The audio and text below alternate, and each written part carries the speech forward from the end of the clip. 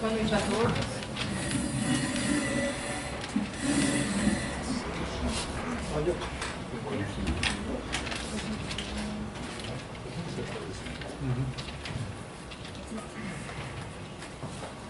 Então, vou tentar aqui essa noite passar um pouquinho sobre o que eu entendi do capítulo, do segundo capítulo do livro Evolução em Dois Mundos.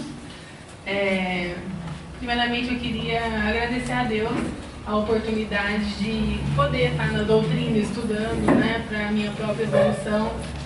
Agradecer a doutora Marlene, né, ao Rodrigo, que agora está em Sorocaba, que me convidou a estar participando das reuniões. E agradecer a vocês que têm a paciência de estar aqui ouvindo, né, e se dispondo a aprender junto comigo. Eu não sei se vocês leram o capítulo, alguém de vocês aqui, quem leu o capítulo, e viu o quanto é difícil, né? O livro, assim, tem uma linguagem muito difícil, tanto é que na internet a gente acha um glossário traduzindo as palavras mais difíceis do livro. Porque às vezes você lê um capítulo e não entende o que o capítulo fala, ou um parágrafo e não entende o que aquele parágrafo fala, né? Mas eu li 4 vezes e falei, gente, não é possível, né? É muito difícil. Muitas informações, né? Da área da saúde, da área da saúde, o vocabulário também é bem culto, né? Então a gente vai tentar falar aqui um pouquinho. Então, o capítulo 2 é sobre corpo espiritual. O corpo espiritual é o perispírito, também chamado psicossoma. Então ele fala, o corpo espiritual é o retrato do corpo mental. Para definirmos de alguma sorte o corpo espiritual, é preciso considerar, antes de tudo, que ele não é reflexo do corpo físico, porque na realidade é o corpo físico que reflete. Tanto quanto ele próprio, o corpo espiritual retrata em si o corpo mental, que lhe preside a formação. Então, o que ele quer dizer com isso? Na verdade, que o corpo, resumindo, né, o corpo físico, ele é um reflexo do corpo espiritual, que é o perispírito. E o corpo espiritual é um reflexo do corpo mental. Então, assim, o resumo desse parágrafo é isso. O corpo físico é o reflexo do perispírito, que é o corpo espiritual, e esse corpo espiritual é um reflexo do corpo mental. O corpo mental, ele tem a forma humana, talvez, também, né? Então, aí o autor vai falar, o que é então esse corpo mental? O corpo mental assinalado experimentalmente por diversos estudiosos, ele é o envoltório sutil da mente. Então isso é o que o autor está falando. O que é o corpo mental? Ele é um envoltório sutil da nossa mente. E aí, o que ele acrescenta? Que não podemos definir com mais amplitude de conceituação, além daquela em que tem sido apresentado pelos pesquisadores, porque falta no vocabulário terrestre palavras que definam o que é corpo mental. Então, a única coisa que eles nos falam é que o corpo mental ele é um envoltório sutil da mente. Então, tentei ilustrar isso. Aqui seria o espírito, a alma. Aqui seria o corpo mental. Aqui o perispírito. E depois o corpo físico. Então, eu acho que essa foto explica bastante. Então, o corpo físico que está aqui fora, ele é um reflexo do corpo espiritual que está aqui. E esse corpo espiritual, ele é um reflexo do corpo mental. O corpo mental é como se ele estivesse envolvendo o espírito, a mente. Certo? Todo mundo entendeu? Aqui é uma outra figura para explicar. Então a gente tem o espírito, né, a mente. Aqui tem o corpo mental, que é o envoltório sutil do espírito. E aí a gente tem o perispírito, o duplo etéreo, que está ligando o perispírito ao corpo físico, e o corpo físico. Então o corpo físico, ó, ele é um reflexo do perispírito, que é o corpo espiritual, e o corpo espiritual é um reflexo do corpo mental, que está envolvendo aqui a nossa mente, o espírito, certo? Quando a gente desencarna, a gente conserva todas essas estruturas. O que a gente perde é o corpo físico. A gente conserva o perispírito, a gente conserva o corpo mental, o espírito. Então, o primeiro parágrafo fala disso. Depois eu vou apresentar aqui 2 slides falando um pouquinho mais sobre o corpo mental, o corpo espiritual, que é o perispírito.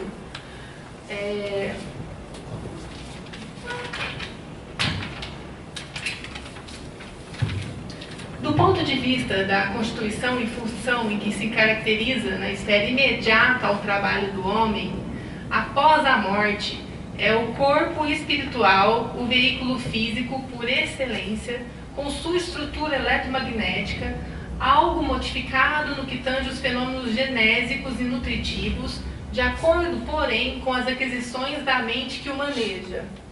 Todas as alterações que apresenta depois do estágio berço-túmulo verificam-se na base da conduta espiritual da criatura que se despede do arcabouço terrestre para continuar a jornada evolutiva nos domínios da experiência. Então esse é um outro parágrafo do livro. O que quer dizer esse parágrafo? Que após a morte do corpo físico, o corpo espiritual, que é o perispírito, ele passará a apresentar modificações. Então o indivíduo morreu, esse perispírito, o corpo espiritual, ele vai sofrer transformações. De que forma que ele sofre transformações? Tanto na função dele, quanto na constituição. Então, como que o perispírito vai mudar a constituição? Então, com relação à constituição, o perispírito ele é formado por uma estrutura eletromagnética. E essa estrutura eletromagnética, ela vai ser modificada após o desencarne de acordo com a mente de cada indivíduo. Então, como que vai ficar a constituição do meu perispírito quando eu morrer? De acordo com a minha mente.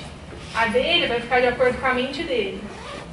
Falta palavras para a gente definir como que vai ficar, porque já que ele fala pra gente que é só um envoltório, o corpo mental é um envoltório da mente, a gente não tem como ilustrar, não tem como mostrar uma figura de como ficaria, né? E como que esse perispírito, então eu falei que o perispírito depois que a gente morre, ele sofre uma alteração na constituição. E também ele sofre uma alteração na função.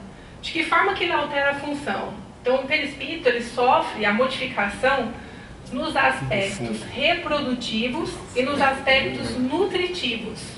Por quê? É óbvio isso, porque quando a gente morre, a gente não vai precisar do mesmo nutriente que a gente está encarnado. E também nós não vamos usar o nosso aparelho reprodutivo com a mesma finalidade, da mesma forma, quando a gente desencarnar.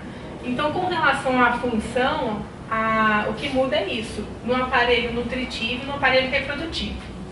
E é muito importante a gente ter em mente que as duas alterações ocorrem no perispírito, que ocorrem no perispírito depois do desencarne, dependem muito da conduta espiritual de cada um aqui na Terra. Da forma como eu usei o meu aparelho nutritivo, eu vou ter uma alteração funcional determinada.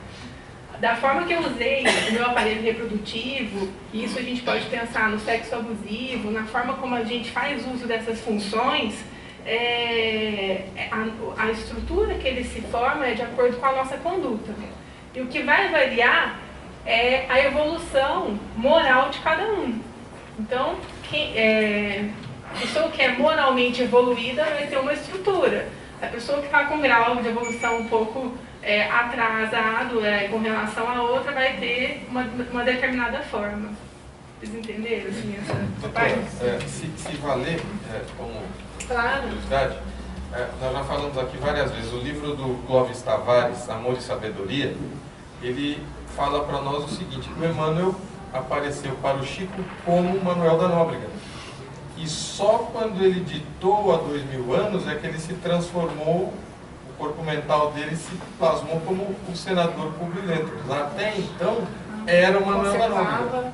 Entendeu? Até nos 2000 anos aí ele se apresenta a partir daquele momento como Publio Lentulus. Entendeu? Então ele modificou o corpo A mental. constituição do corpo mental dele.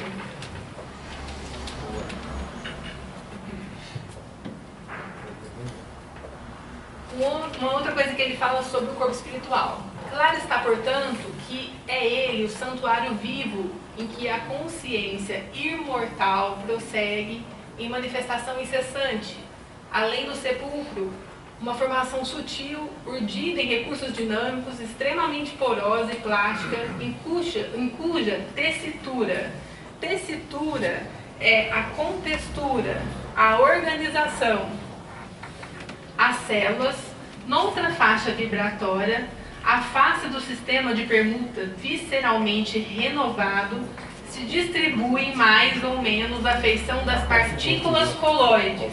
O que é partícula coloide?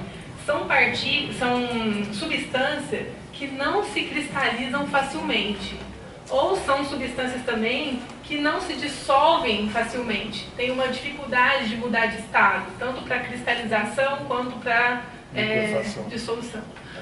Com a respectiva carga elétrica, comportando-se no espaço, segundo a sua condição específica e apresentando estados morfológicos, né, de acordo com as características da forma, conforme o campo mental a que se ajusta. Bem complexo, né? O que eu entendi desse parágrafo? Ele pede para a gente fazer, por onde eu estudei, ele sugere que a gente faça uma leitura do Livro dos Espíritos, do capítulo 3, no item separação da alma e do corpo.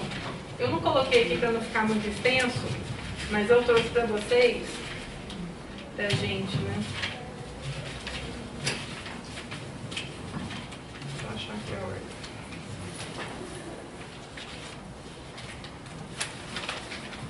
É o seguinte, no capítulo 3, que é da volta do espírito extinta à vida corpórea, à vida espiritual, no item separação da alma e do corpo.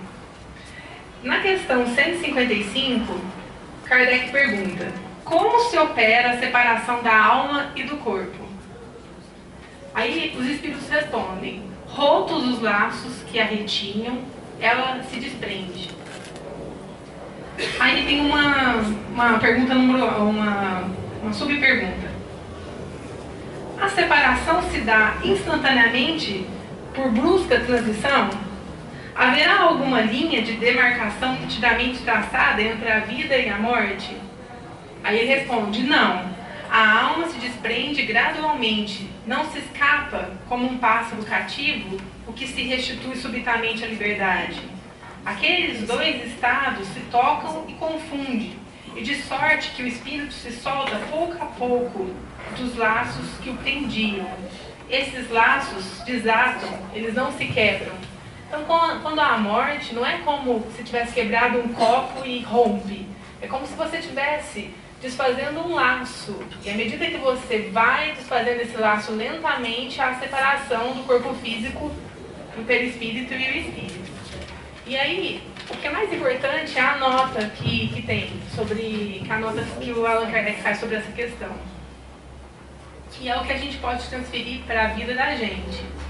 Que durante a vida o espírito se acha preso ao corpo pelo seu envoltório, que é o perispírito, que é o que a gente está estudando hoje. A morte, ela é a destruição do corpo somente, e não a desse outro envoltório, que do corpo se separa quando cessa nessa vida orgânica. Então foi o que eu falei, quando morre é só o corpo físico, todas aquelas estruturas da foto se mantêm. A observação demonstra que no instante da morte, o desprendimento do perispírito não se completa subitamente, que ao contrário, ele se opera gradualmente. Em uns ele é bastante rápido, podendo dizer-se que no momento da morte é mais ou menos o momento da libertação, como se fosse mesmo o passarinho que a gente abre a gaiola e ele sai voando. Em outros, naqueles sobretudo, cuja vida toda material e sensual, o desprendimento é muito menos rápido durante algumas vezes. Pode durar semanas e até meses, o que não implica existir no corpo a menor vitalidade. Quer dizer, o corpo está morto, às vezes já está enterrado, e a ligação ainda permanece. Nem a possibilidade de volver à vida, mas uma simples afinidade com aquele espírito. Afinidade que guarda sempre a proporção com a preponderância que a gente, durante a vida, mantém com a matéria.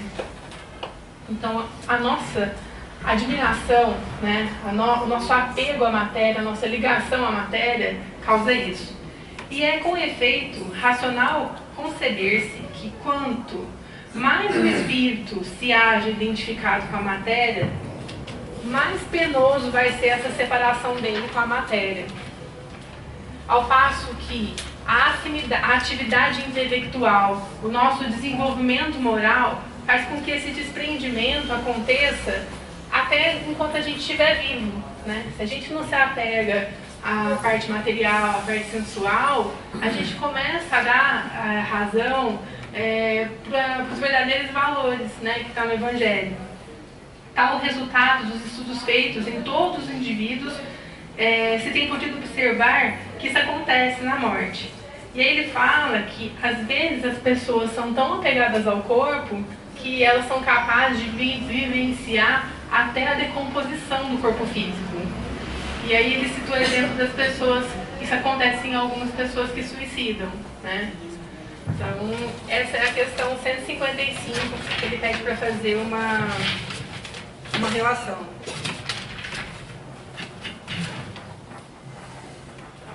E aí, falando um pouquinho mais sobre isso, ele fala que é através do perispírito que a consciência, que é imortal, continua a manifestar-se mesmo depois da morte, né? E o corpo espiritual, ele é o quê? Resumindo isso, ele é uma formação sutil, os recursos empregados em sua organização, eles são altamente dinâmicos. E isso permite que o perispírito se modifique, né? Na estrutura, na composição, na forma. As células que compõem esse perispírito, elas estão em outra faixa vibratória, diferente da nossa.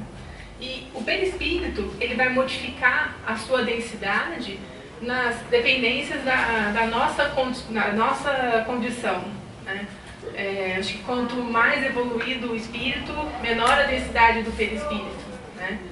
E a textura, como a textura é porosa e plástica, isso que permite com que ele se mude a configuração.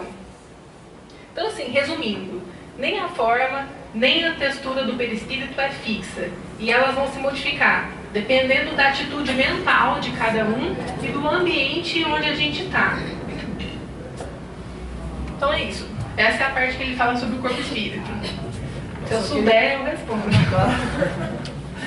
Eu só queria dizer da bondade das leis do Pai, né? Os espíritos também estão submetidos à lei da gravidade.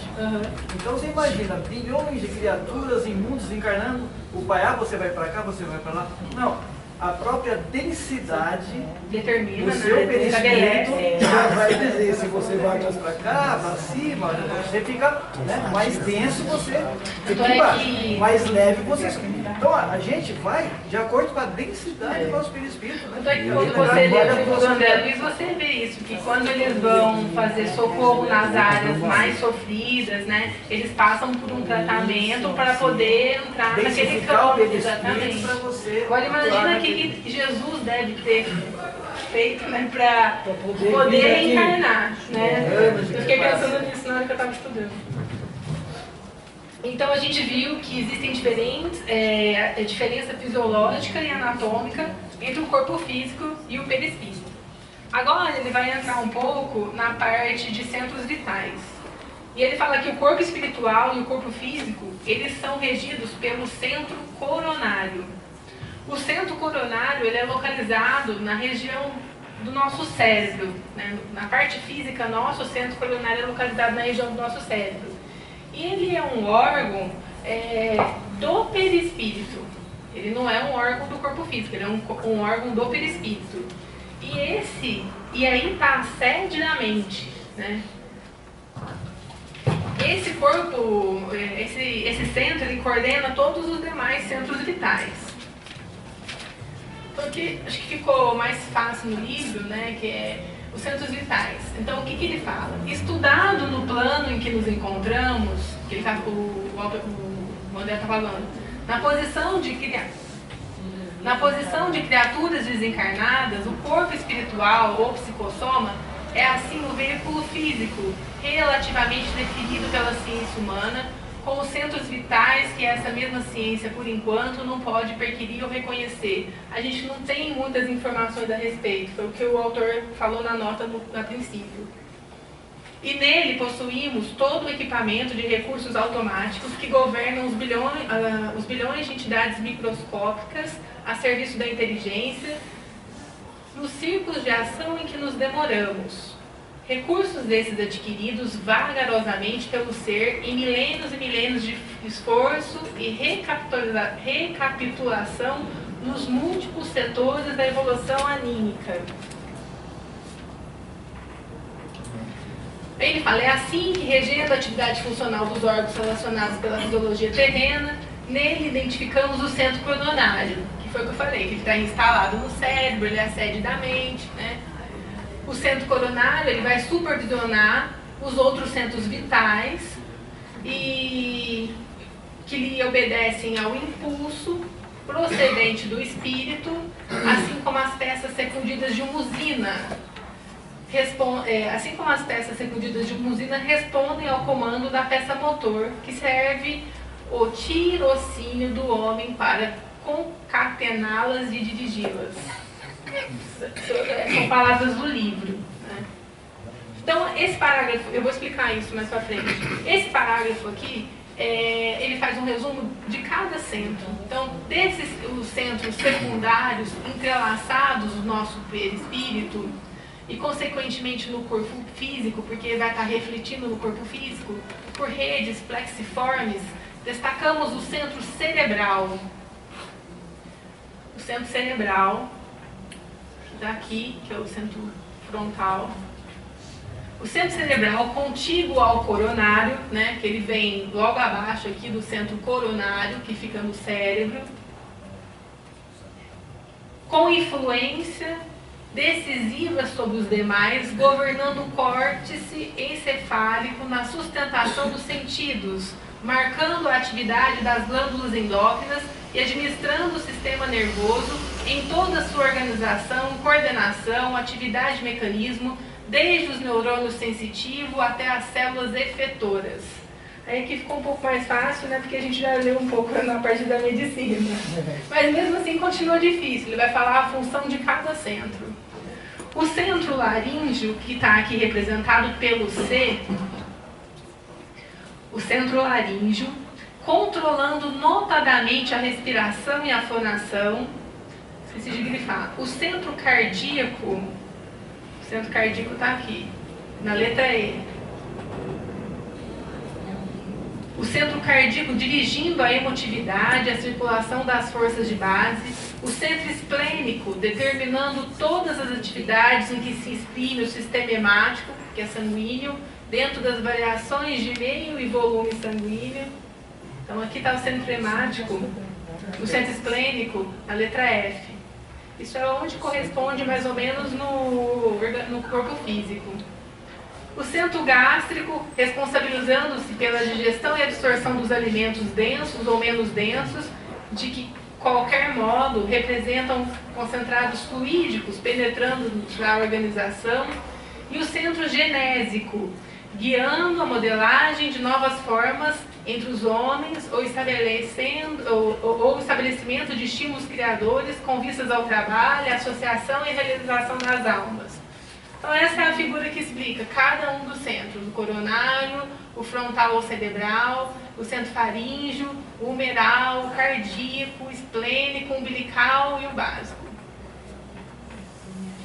Aqui uma outra foto para exemplificar cada um dos centros, né? Muito usado na cromoterapia, na hora que eles vão pedindo para a gente concentrar em cada centro e falando a importância de cada um, que isso vai estar refletindo de forma direta no corpo físico.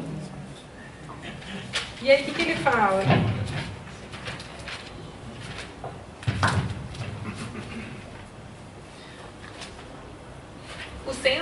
coronário, ao centro coronário chegam os estímulos do plano superior. E dele vão partir os estímulos espirituais que se difundem sobre a matéria espiritual que o envolve, transmitindo aos demais centros os reflexos vivos dos nossos sentimentos, das nossas ideias, das nossas ações. Tá aqui mais ou menos, esse esquema 1 é o esquema de um paciente encarnado. Você tem o centro coronário, ele sofre influência da mente, desse registro automático. Aqui está o corpo espiritual, por ser um esquema de um paciente encarnado, então ele tanto emite ao centro coronário quanto ele volta. Vou exemplificar daqui um pouquinho. O corpo físico, desculpe, e o corpo espiritual.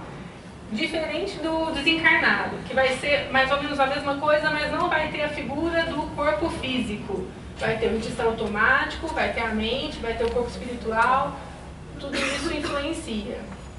E aí ele fala assim, ele dá um exemplo de como o centro coronário recebe as informações do plano espiritual. Então ele fala o seguinte, quando surge uma vontade, isso está bem relacionado com o mecanismo da mediunidade, quando o André explicou sobre a vontade, quando surge uma vontade, que é uma manifestação inteligente, a vontade, a mente vai captar essa vontade e vai examinar os elementos que envolvem essa vontade. Quem faz isso? É o centro coronário. O centro coronário que vai captar essa vontade do indivíduo e vai examinar quais são os elementos que envolvem essa vontade. Aí, automaticamente, após ele registrar o tipo de influência que está sendo acionado para ter aquela vontade, ele também vai acionar quais são as responsabilidades que influenciam aquele indivíduo a desenvolver aquela vontade. Então, tudo isso é registrado, captado e estudado pelo nosso centro coronário. Aí, a seguir, o centro coronário ele vai mandar uma mensagem para todo ser, para a nossa Constituição. E para todo ser, de que forma? Informando quais são as consequências felizes e infelizes daquela nossa vontade, que já foi transformada numa influência. Então, assim, quando a gente tem uma vontade, todo esse mecanismo se dá pelo centro coronário. Ele manda uma informação para o corpo e aí a gente vai sentir aquela sensação agradável ou desagradável mediante as consequências que aquela vontade traz. Aí ele fala que se a vontade ficar apenas no terreno da intenção, o processo se interrompe. Agora, se ela é transformada numa ação, ela atuará de que forma? Através do corpo físico. E também ela vai sofrer influência do ambiente que aquele espírito, que aquele ser humano tiver. Então, não sei se ficou complexo, mas mais ou menos para ilustrar de que forma a vontade atua no centro coronário e isso é passado para a gente. Isso que você explicou do centro coronário, qual é a diferença da mente? O centro coronário está localizado na mente. Na mente. Isso. Mas quando ele redistribui tudo isso que você disse, a mente está funcionando. Na verdade, a mente, ela manda o estímulo para o centro coronário. A vontade, ela é o princípio inteligente, é formado na mente. Entendeu? No espírito, né? Mas isso é uma coisa do ser humano, né? O princípio do ser humano, o princípio da inteligência está na mente. Então, a vontade, acho que o impulso se dá na mente. Eu posso pensar da maneira que você falou, que seria o corpo mental? Pode, acho que sim. Acho que ele vai estar, o corpo mental, ele vai estar armazenando, ele é um envoltório sutil da nossa mente. Aí gera o estímulo, que aí passa para o centro coronário e aí faz todo esse caminho. Exatamente. Foi isso que eu entendi, né?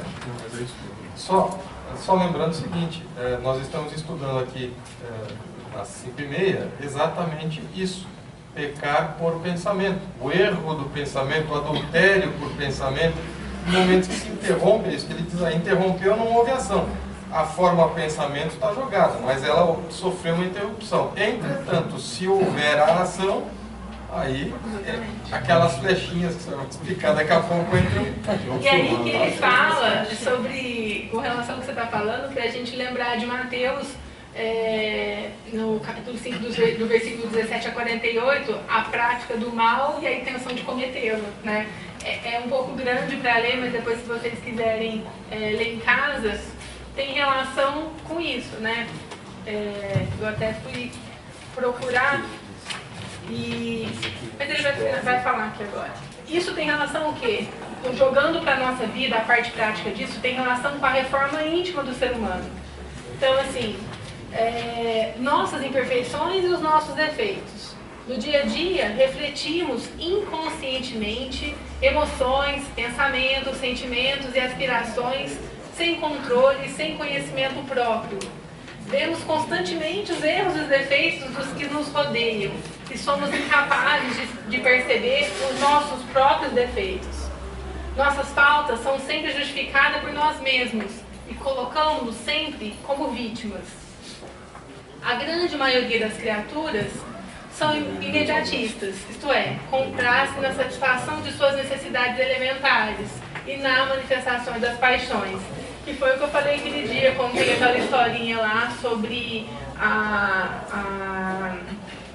o rato que viu a ratoeira na fazenda, né? Vocês estavam aqui presentes. Ele vai lá, avisa a vaca, mas o que tem a ratoeira, né? E depois ele vai, avisa o porco não tá nem aí com a história da ratoeira, ele avisa a galinha, eu vou rezar por você. E no final, a dona da fazenda pisa na ratoeira, machuca a perna, e aí a primeira que é sacrificada é a galinha, para fazer uma canja, né? Depois vem um monte de vizinho, familiar visitar, eles matam um porco. E por fim, a mulher morre e no funeral mataram a vaca, né? Então, enquanto a gente tem enquanto a gente continuar nessa função imediatista, né? Sem pensar no próximo, a gente não vai evoluir. E nesse estágio, o homem está mais próximo do estado natural do que da natureza espiritual, que foi o que o André falou semana passada. Quanto mais a gente souber qual é o nosso propósito, qual é o propósito nosso, mais próximo a gente vai estar do propósito da criação, que é o propósito de Deus na nossa vida. O homem, sendo perfectível e trazendo em si o germe de seu melhoramento, não foi destinado a viver perpetuamente no estado natural, como não foi destinado a viver perpetuamente na infância. Nesse estágio natural, os hábitos mais comuns são a sensualidade, a gula, a agressividade. Isso tem a ver com o que falou na questão do livro dos Espíritos. Quanto mais a gente tiver ligado à parte material e sensual, mais apegado vai ser o nosso corpo físico do nosso corpo espiritual. Uma pequena minoria da humanidade compreende sua natureza espiritual e, como tal, reflete um comportamento mais racional e menos compulsivo. Daí que ele fala que o adiantamento moral de cada um vai fazer com que a gente vá desapegando desse corpo espiritual até mesmo em vida. E a primazia por valores imediatistas reflete igualmente uma postura materialista, portanto efêmera, ao passo que a nossa natureza de espíritos objetiva valores eternos, portanto morais, interiores, que é o que a gente tem que buscar. Então, com relação aqui a Mateus, ele fala sobre as nossas potencialidades. Sede, pois, perfeitos, como perfeito é o vosso Pai Celestial. Os espíritos, sendo individuações da inteligência absoluta, possuem identidade de origem e de natureza com Deus. A presença divina é imanente nos espíritos, e nossa natureza essencial possui relativamente todos os atributos divinos. Cabe a nós, os espíritos, portanto, revelar e trazer essa luz à tona. Tornar o ato essas potencialidades que cada um tem, pela conscientização e consequente dinamização das mesmas. Nós mesmos temos que buscar quais são as nossas potencialidades. Talvez eu aqui falando hoje, eu estou tentando descobrir qual é o meu potencial, qual é o meu grau evolutivo, de que maneira eu posso melhorar, fazer a minha reforma íntima. Porque pode ter certeza, quem mais aprendeu fui eu, que tive que ler a semana inteira para entender cada parágrafo, né? E precisamos sair da condição de seres conduzidos pelo meio para passarmos à categoria de condutores de nós mesmos. Sair daquela inércia, daquele sentimento de colocar sempre a culpa no outro, no melindre, né? Importa conhecer o que possuímos de qualidade infinita em nossa essência. Então, esse é o resumo que ele faz sobre os corpos vitais, né? E aí, aqui eu já expliquei sobre o centro coronário, isso no espírito encarnado, como se dá a relação. Aqui sobre o espírito desencarnado, né? Não tem a figura aqui do corpo espiritual, mas isso aqui é um reflexo daquela primeira figura que eu mostrei, que tinha o corpo mental, o corpo espiritual e o perispírito. O corpo mental, o corpo espiritual e do presente. E aqui uma parte...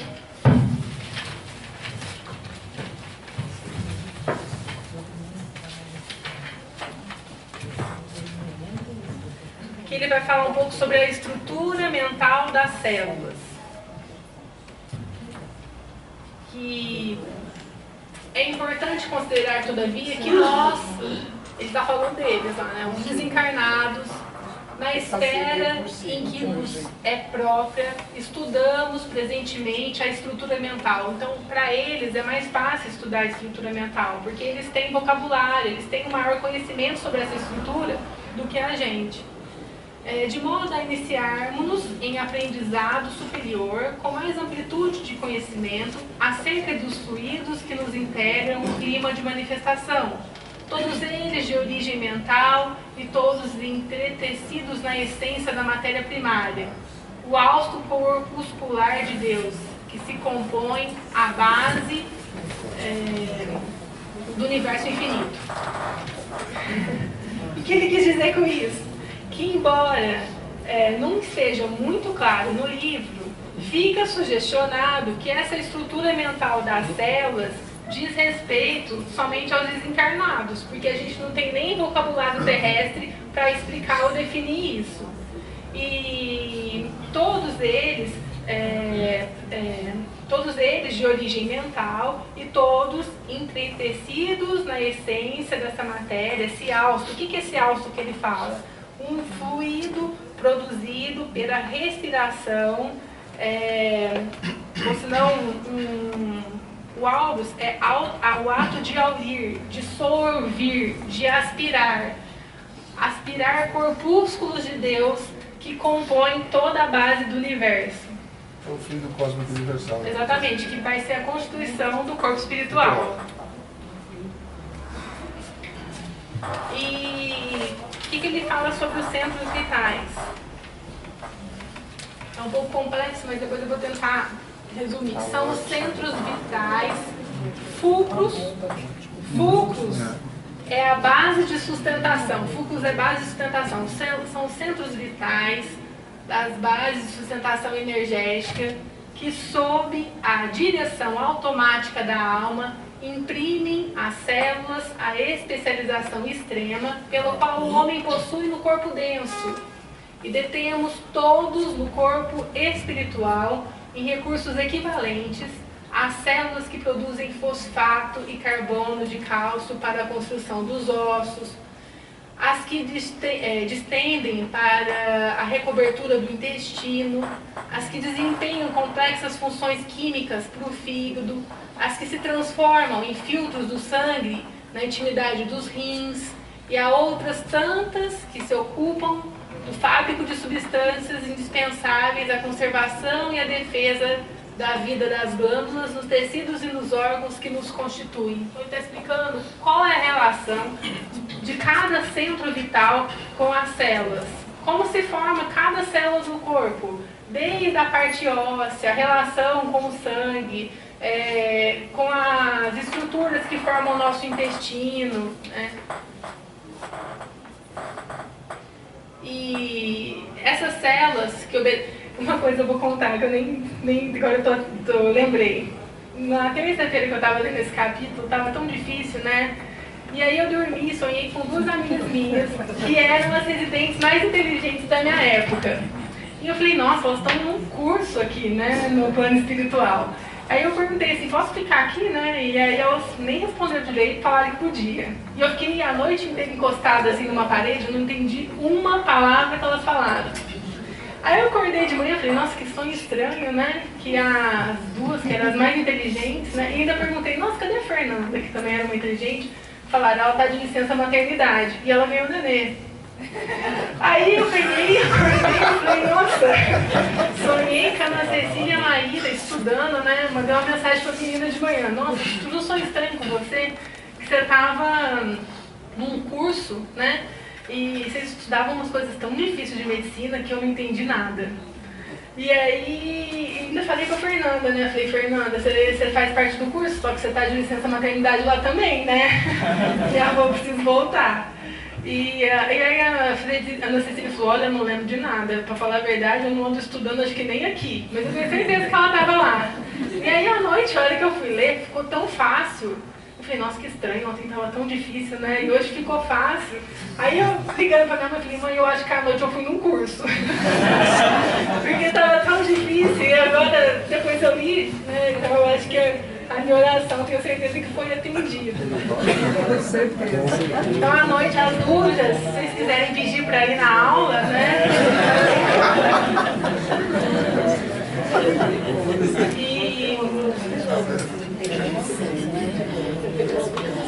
Aqui ele vai falar um pouquinho sobre a exteriorização dos centros vitais. Como se dá a exteriorização dos centros vitais? Só ler um pouquinho aqui. Observando o corpo espiritual ou psicossoma, desse modo, em nossa rápida síntese, como veículo eletromagnético, qual o próprio corpo físico vulgar, reconhecemos facilmente que, como acontece na exteriorização da sensibilidade dos encarnados, operada pelos magnetizadores comuns, os centros vitais a que nos referimos são também exteriorizáveis quando a criatura se encontra no campo da encarnação, fenômeno em que atende habitualmente os médicos e enfermeiros desencarnados durante o sono. Então isso aí é bem importante. Ele fala que tanto o corpo espiritual como o corpo físico são veículos eletromagnéticos. E os centros vitais, que são aqueles que eu expliquei, o esplênico, coronário, cerebral, eles podem ser manipulados até durante a vida terrena. Como que isso acontece? E para que isso acontece? Acontece com a finalidade de que as células do nosso corpo tenham um comportamento renovado. De que forma isso? Durante o sono, a gente pode receber o auxílio de médicos e enfermeiros desencarnados que vêm para renovar essas nossas células. Esse é um exemplo mais próximo dessa exteriorização dos centros vitais. E mediante essas intervenções no nosso corpo, a gente, às vezes, tem a graça de sarar de um problema, de um tumor, né? E ele fala que isso só se dá de acordo com o merecimento de cada um. Isso tem a ver com o tratamento que a gente faz aqui na casa, né? Porque a cura não está na gente, em quem está dando passe. A cura está em cada um, em vir, em ouvir, em procurar entender o porquê daquele problema, daquela doença. E tentar modificar a ação. Não é só a vontade e parar. Tentar colocar em prática. Porque só de acordo com o nosso merecimento que a gente vai conseguir transformar essas células, né? E para finalizar, ele fala sobre o corpo espiritual depois da morte, que tem um pouco a ver com a questão que eu li, né, do Livro dos Espíritos. Depois, se vocês, quem não chegou, quiser ler em casa, a questão 155, que ele fala como se dá a separação do corpo espiritual com o corpo físico. Em suma, o psicossoma é ainda corpo de duração variável, segundo o equilíbrio emotivo e o avanço cultural daqueles que o governam, além de cargo fisiológico, apresentando algumas transformações fundamentais depois da morte carnal, principalmente no centro gástrico, pela diferenciação dos alimentos que se provê, e no centro genésico, quando há a sublimação do amor na comunhão das almas que se reúnem no matrimônio divino das próprias forças gerando novas fórmulas de aperfeiçoamento e progresso para o reino do Espírito. E aí ele volta ao início do que a gente falou, que o modo como o corpo espiritual se apresenta depende do equilíbrio emocional e do avanço cultural de quem está governando. Tudo vai depender da gente, do quanto a gente evoluiu, de como está a nossa razão, de como está a nossa moral. Depois da morte carnal, vão ocorrer algumas alterações. E aí foi o que a gente explicou, principalmente no centro vital gástrico e no centro genésico, porque a gente não vai precisar dos mesmos alimentos e a gente vai usar o aparelho reprodutivo de uma outra forma. E uma vez que muda o padrão alimentar de nutrição e as almas vão se reunir no matrimônio divino com sublimação e amor, né? Diferente de muitos matrimônios que a gente vê hoje aqui. Esse corpo evolui e aprimora-se cada vez mais, tanto nas experiências terrenas como nas regiões espirituais. Então ele conclui que a nossa evolução é constante.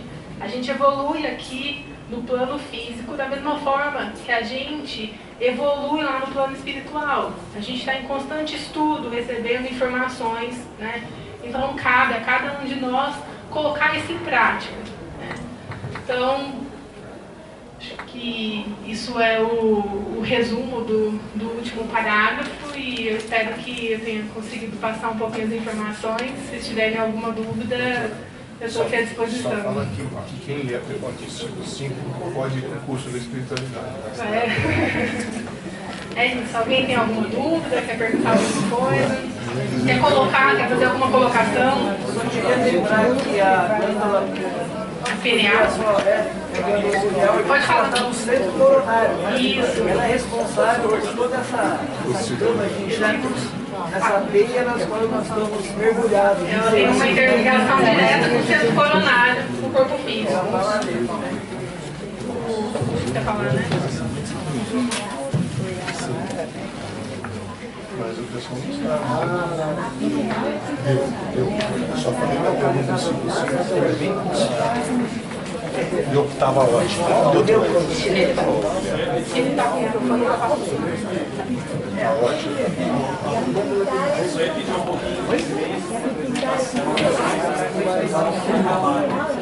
Só um minutinho, gente, um pouquinho de silêncio, só para a gente concluir. Eu queria, sim, primeiro parabenizar você pela apresentação.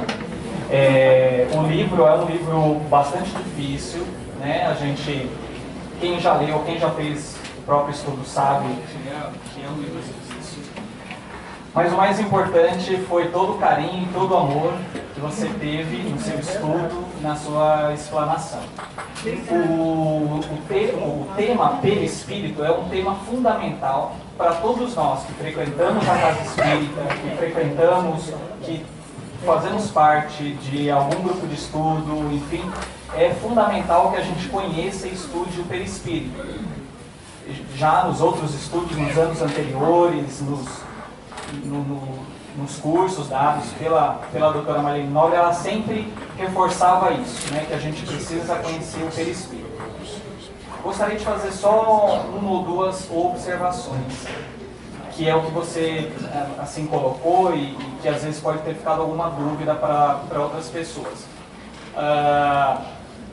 Os pensamentos, a mente, né, ela acaba pertencendo àquilo que a gente chama de corpo mental, né? E é através desse corpo mental que a gente emite aí os pensamentos e, obviamente, o centro coronário, como os demais centros vitais, como você colocou brilhantemente na sua apresentação, se localiza no perispírito. E, obviamente, que a emissão desses pensamentos, né, quando atinge o perispírito e pelos centros de força serem a ponte entre o perispírito e o corpo físico, isso vai, obviamente, refletir no nosso corpo físico. Portanto, aquela passagem que você colocou lá de Jesus em relação a Mateus e tal, a finalidade da gente trazer o curso e fazer a reflexão desse tema é justamente a gente trazer a reflexão sobre a necessidade da mudança dos nossos pensamentos, da nossa mudança de ser, da nossa mudança de sentir, porque isso é o que vai determinar um maior ou menor nível de saúde. E lembrar também que o fato da gente ter a doença não é ruim. A doença é um sinal de aprendizado. É algo que é necessário para o nosso reajuste. E é frequente, muitas vezes, que a gente procure a casa espírita buscando a cura do corpo físico, que é louvável, que precisa ser cuidado, que precisa ser tratado.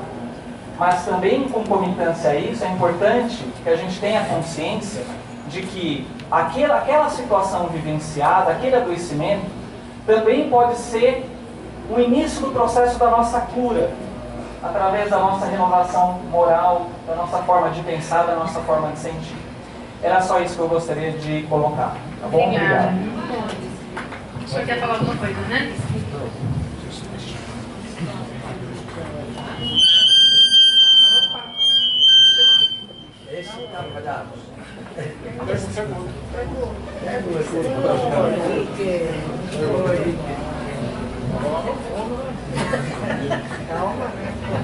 Veja bem, no meu conceito, toda essa sabedoria aí está ligado praticamente à evangelização do nosso espírito.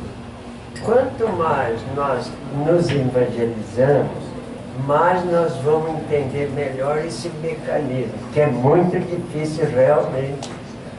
Olha quantos tipos de corpos que aparecem, corpo mental, espiritual, mental, tudo isso, né?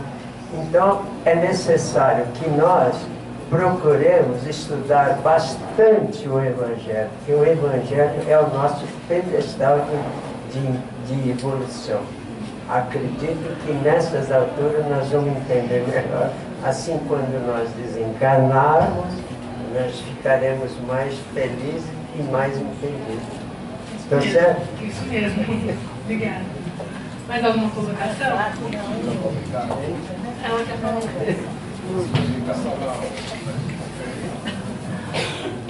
Então, eu também, assim, atrapalhada com esses estudos, eu localizei num vídeo a doutora Marlene falando. Então me deu assim, uma tranquilidade grande quando ela falou assim, olha, o perispírito continua sempre para nós. Eu já estou aqui há muito tempo, vou continuar muito tempo com o meu perispírito, vestida do meu perispírito.